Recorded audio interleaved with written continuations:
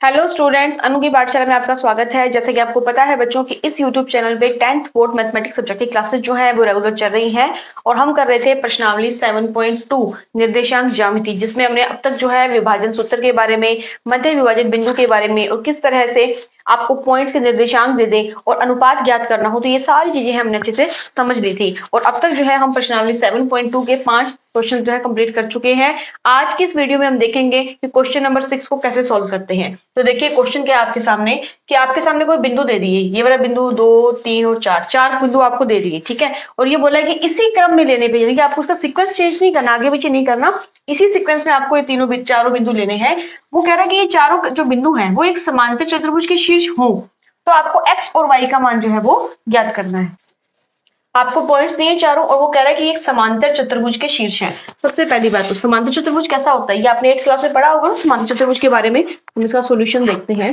देखिए समांतर चतुर्भुज, सबसे पहले तो आपको पता है कि समांतर चतुर्भुज वो होता है जिसमें आमने सामने की जो भुजाएं होती हैं वो समान होती हैं और क्या होती हैं, समानांतर होती है, एक दूसरे के पैरेलल जो होते हैं, ठीक है, उसे हम समांतर चतुर्भुज कहते हैं। अब ये देखिए समांतर चतुर्भुज है, मान लो इसका पॉइंट जैसे आपने इसका नाम दे दिया ए बी सी और डी। अब वो क्या कह रहे हैं कि आपको पॉइंट्स दिए हैं 1 2 4 वाई, ये इसी क्रम में लेने हैं कि आप जहां से भी स्टार्ट करो क्रम आपको यही होना चाहिए। जैसे मान लो अपने बिंदु ले लिया ये वाला 1 2, तो आपको ऐसे चलना है, इसकी वैल्यू 4 वाई, इस पॉइंट की वैल्यू है x और 6 और इस पॉइंट की वैल्यू है 3 और 5। देखिए हमने सिर्फ और सिर्फ एक ये जो पॉइंट्स है ना, एक रैंडम नंबर्स अकॉर्डिंग वैसे लिए हैं, यानी कि हमने इसको निर्देश तंत्र के हिसाब से नहीं बनाया है, जो कार्तीय निर्देशांक होता है उस अकॉर्डिंग ना बना के वैसे एक समांतर चतुर्भुज बनाया, जैसे कि उसने बोला था कि ये समांतर चतुर्भुज के शीर्ष हो, यानी कि समांतर चतुर्भुज के शीर्ष है, बना दिया। और उसने हमसे पूछा क्या है कि आप इसमें x और y का मान ज्ञात कीजिए। देखिए बच्चों x और y कहाँ पे, ये रहा आपका x यहाँ पे इस वाले में और ये रहा आपका y, यानी कि देखो ये निर्देशांक देखिए आपको पूरा दिया हुआ है। इस निर्देशांक में आपके पास x का मान तो पता है 4 है, लेकिन y का मान नहीं पता। इस निर्देशांक में आपके पास x का मान नहीं पता, लेकिन y का मान 6 दिया हुआ है। और डी वाले निर्देशांक में तो आपको सारी वैल्यू दी हुई है। तो आपको अब आप समझिए कि आपको दिया क्या हुआ है, तो आपको इस क्वेश्चन के अंदर जो है एक समांतर चतुर्भुज के शीर्ष दिए हुए हैं, ठीक है। दूसरी बात, आपको इसमें पूछा क्या हुआ है कि x और y का मान निकालना है। अब आप देखिए एग्जामिनर जो होता है क्वेश्चन के अंदर जो भी वैल्यू देता है ना, उसका कहीं ना कहीं जो है हमारे आंसर के लिए लिंक होता है। तो मैंने आपको उससे पहले वाली वीडियोस में बताया था कि हमारा मेन काम क्या होता है, क्वेश्चन की लैंग्वेज समझना है, क्योंकि क्वेश्चन के अंदर ही आंसर छिपा होता है। अब आपको एक्स और वाई तो अब तब निकालोगे ना, तो थोड़ा माइंड में क्लियर हो। अब आपको कि मैम हम तो 7.2 में विभाजन सूत्र पढ़ के आए थे, लेकिन इन दो बिंदुओं को कोई एक तीसरा बिंदु जो है वो उसको मतलब कि किसी रेखाखंड को कोई तीसरा बिंदु अगर विभाजित करता है किसी भी अनुपात में, तो हम उसके निर्देशांक निकालते हैं, हम तो ये पढ़ा है। अब यहाँ पे तो ऐसा कुछ लिखा ही नहीं हुआ कि भाई इनको किसी कोई बिंदु को कोई मिला रहा है, कोई अनुपात में विभाजित कर रहा है। तो इसका मतलब ये हुआ कि हमारा जो ये क्वेश्चन है ना कहीं 7.1 में हमने दो बिंदुओं के बीच की दूरी निकालने वाला एक सूत्र पढ़ा था, ये वहां जाएगा। कैसे क्वेश्चन देखो, मुझे कैसे पता चले इसमें कैसे होना क्वेश्चन, तो आप देखिए आपको पता है कि समांतर चतुर्भुज, हमें पता है कि आमने सामने की भुजाएं जो होती हैं वो आपस में समान भी होती हैं और समानांतर होती है, यानी कि ए बी भुजा इसके समान है और समानांतर है, और ए डी भुजा जो है वो बी सी भुजा के समान और समानांतर है। अब आपको पता है कि ये जो विकर्ण होते हैं जैसे विकर्ण ए से सी तक, इस शीर्ष ए को इस शीर्ष सी के साथ हम मिलाएंगे तो हमारे पास विकर्ण हो गया ए सी। और ऐसे जब आप इस शीर्ष D को इस B के साथ मिलाते हैं तो ये आपका कौन सा विकर्ण हो जाएगा, BD। तो आपको पता है, आप चाहो तो इसमें लिख भी सकते हो कि समानांतर चतुर्भुज ABCD में विकर्ण कौन कौन से विकर्ण आपके सामने, एक आपके विकर्ण सामने है AC, ठीक है, और एक आपके सामने विकर्ण है BD। और अगर आपने 8th क्लास में समांतर चतुर्भुज वाली जो एक प्रश्नावली थी आपकी, प्रश्नावली नंबर 3, अगर आपने वो अच्छे से की है तो उसमें ये चीज समझाई होती है कि समांतर चतुर्भुज में जो विकर्ण होते हैं वो एक दूसरे को समद्विभाजित करते हैं। समद्विभाजित का मतलब क्या होता है, समान दो भागों में बांटते हैं, ठीक है। तो यहाँ हम देखो कैसे यूज करेंगे। अब आपको पता चला ये रहा विकर्ण A, ये रहा विकर्ण C, तो कहीं ना कहीं आपके माइंड में एक चीज ये आ गई इसके अंदर कि मैम ये हमें फाइंड करना है, ये रहा बिंदु ए सी ही आप फाइंड क्यों करोगे। देखो बिंदु ए के निर्देशांक दिए हैं कंप्लीट, बिंदु सी के निर्देशांक में हमें एक का पता नहीं है, लेकिन आपको ये बात तो पता है ना कि जो विकर्ण है एक दूसरे को समद्विभाजित करते हैं। देखो समान दो भागों में बांटना, कुछ माइंड में क्लिक हो रहा है। जैसे 7.2 की प्रश्नावली में हमने क्वेश्चन नंबर दूसरा किया था, समान समत्रिभाजित, समान 3 भागों में बांटा है, समान 2 भागों में बांटता है। तो यहाँ पे जो शब्द है ना समद्विभाजित, समद्विभाजित का मतलब हुआ कि ये वाला अनुपात इस अनुपात के बराबर है, यानी कि अनुपात आपको बराबर है। तो हम इस क्वेश्चन को कहाँ ले आए, एक तरह से फिर से 7.2 पे ले आए। देखिए हम इसमें क्या लिखेंगे कि समांतर चतुर्भुज एबीसीडी में विकर्ण एसी और बीडी है तथा विकर्ण जो है वो एक दूसरे को क्या करते हैं, समद्विभाजित करते हैं। विकर्ण एक दूसरे को समद्विभाजित करते हैं। और आप देखिए बच्चों, समद्विभाजित करने का मतलब, जैसे मान लो इस पॉइंट को अगर हम ओ मान लेते हैं, सपोज कीजिए हमने इस पॉइंट को ओ मान लिया या पी, जो भी आप मानो। समद्विभाजित का मतलब हुआ कि ए ओ जो है इस ओ सी के क्या होगा, बराबर होगा, यानी कि जो ए ओ है वो किसके बराबर होगा, ओ सी के बराबर होगा। ऐसे ही जो ओ डी है वो इस ओ बी के बराबर होगा। आप लिख सकते हो ना, चाहे ओ डी लिखो चाहे डी ओ लिखो, ये किसके बराबर होगा, ओ बी के बराबर होगा। देखिए हमारा यहाँ पे समद्विभाजित जो शब्द है ना, इसका मतलब यहाँ पे हमें इसको अनुपात से लेना है। कैसे लेना है, समद्विभाजित का मतलब क्या हुआ, समान दो भागों में बांट रहा है। तो आप चाहो तो इसमें लिख भी सकते हो कि समद्विभाजित है, इसका मतलब समान दो भागों में बांटना। समान दो भागों में बांटना, समान दो भागों में बांटने का मतलब क्या हुआ कि जो आपका अनुपात है, जैसे मान लो ये बिंदु है, अगर मैं इसे एक बार सिर्फ ए और सी को देखूं तो ये अनुपात जो है, यानी कि m1 अनुपात m2 सेम होगा। अगर मैं इधर से देखूं m1 अनुपात m2, वो क्या होगा, सेम होगा। समान दो भागों में बांटने का मतलब क्या हुआ, m1 अनुपात m2 जो है ना आपका, वो सेम अनुपात आएगा, एक अनुपात एक ही होगा। और यही जो है इस क्वेश्चन की मेन थीम है। देखिए हमें पता है कि समांतर चतुर्भुज में विकर्ण एक दूसरे को समद्विभाजित करते हैं। समद्विभाजित करने का मतलब ये हुआ कि वो अनुपात सेम में बांटते हैं। तो अब देखिए आपको पता चल गया ये कि भाई ये एक अनुपात एक में बांट रहा है। तो अब आप बताइए, क्या हम एसी को लेके चलते हैं। अब आप देखिए इस एसी को मैं यहाँ ड्रॉ कर रही हूँ, बिंदु ए है, बिंदु सी है। इस वाले एसी को मैंने वहां ड्रॉ किया। बिंदु ए के निर्देशांक आपके सामने 1 और 2, बिंदु सी के निर्देशांक आपके सामने x और 6। ठीक है, और आपको पता है ये जो बिंदु O है ना, ये इसको क्या कर रहा है, समद्विभाजित कर रहा है, समान दो भागों में बांट रहा है। ठीक है भाई, ये बिंदु हमारा O। अच्छा, इसके निर्देशांक क्या हमें पता है क्या, हमें नहीं पता, लेकिन आपको पता अनुपात क्या है, बराबर। इसको आप xy मान लो, लेकिन आपको अनुपात पता है कि ये समान अनुपात में बांटा है कि 1 अनुपात 1। तो क्या आप यहाँ पे विभाजन सूत्र निकाल के इसके निर्देशांक निकाल सकते हैं ना। यहाँ से हम निकालेंगे तो हमारे पास वो वाली वैल्यू आ जाएगी। तो आप चाहो तो इसको a भी मान लो, इजी हो जाएगा। a है ये हमारा और ये है इसका b। तो देखिए इसमें क्वेश्चन हम कैसे सॉल्व करेंगे।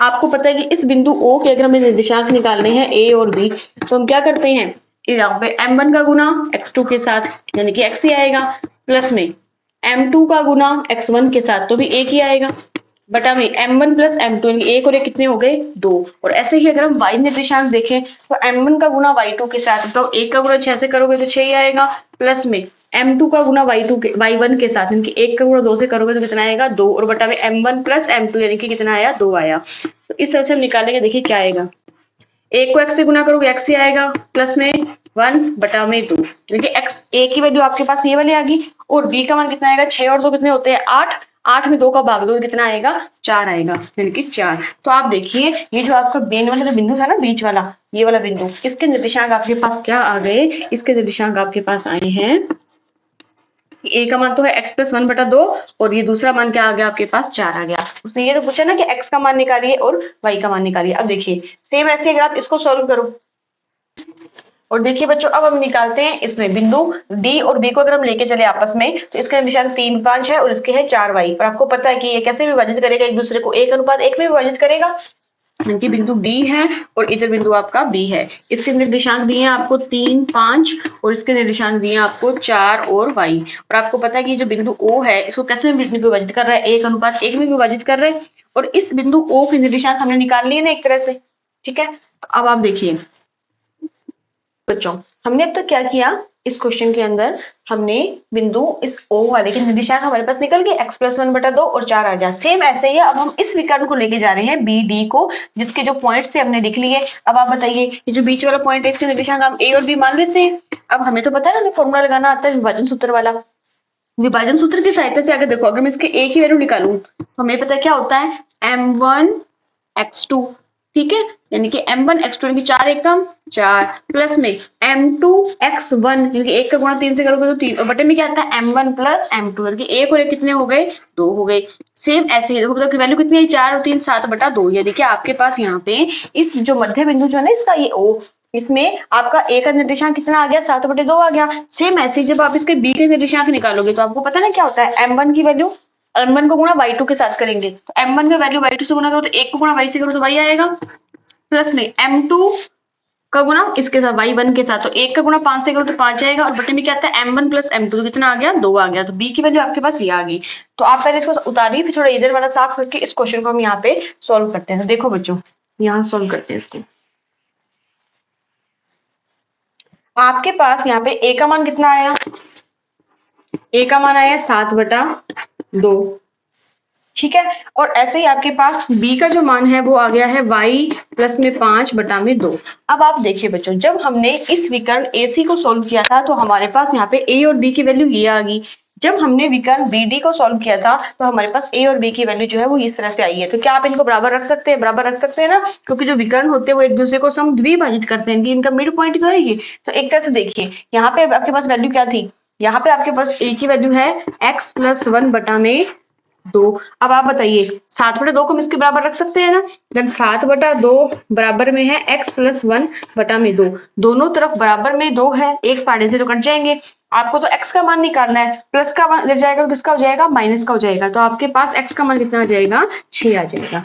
ठीक है बिल्कुल ऐसे ही हम y जो आपके b का पॉइंट होगा b का मान यहाँ पे कितना आ रहा है 4 आ रहा है और जब आपने इस विकर्ण को सॉल्व किया तो आपके पास b का मान कितना आया था ये वाली वैल्यू आई थी। इसका मतलब ये वाला जो b का मान है 4 इसके बराबर है ना हम इसको बराबर रख सकते हैं 4 के बराबर। अब आप बताइए तिरछे गुण हो जाएगा 2 का गुण तो इसके साथ होगा तो 8 हो जाएगा। तो वैल्यू कितनी आएगी y प्लस 5 बराबर 2 जो कि कितना होता है 8 होता है। हमें तो y का मान निकालना है प्लस का 5 उधर जाके माइनस का 5 होगा तो 8 में से 5 के कितने आ जाएंगे 3 आ जाएंगे। तो इस तरह से आपके पास x का मान 6 आ जाएगा और y का मान 3 आ जाएगा। देखो बच्चों इस क्वेश्चन में हमने क्या किया था एक बार फिर से इसका समझिए इस प्रश्न का एक बार पूरी थीम समझिए। आपको इस प्रश्न में क्या दिए हुए थे 4 बिंदु दिए थे और ये कह दिया था कि ये जो चारों बिंदु है ना वो आपको एक समांतर चतुर्भुज के शीर्ष हैं। ठीक है उसने हमें ये बोल दिया और ये पूछा था कि जो आपको निर्देशांक नहीं दिए बीच में x और y से छोड़ा हुआ है तो हमें इसका मान निकालना है। अब हमने यहाँ पे क्या कंसेप्ट यूज किया क्योंकि देखो हमारे पास ना तो उसने हमें अनुपात दिया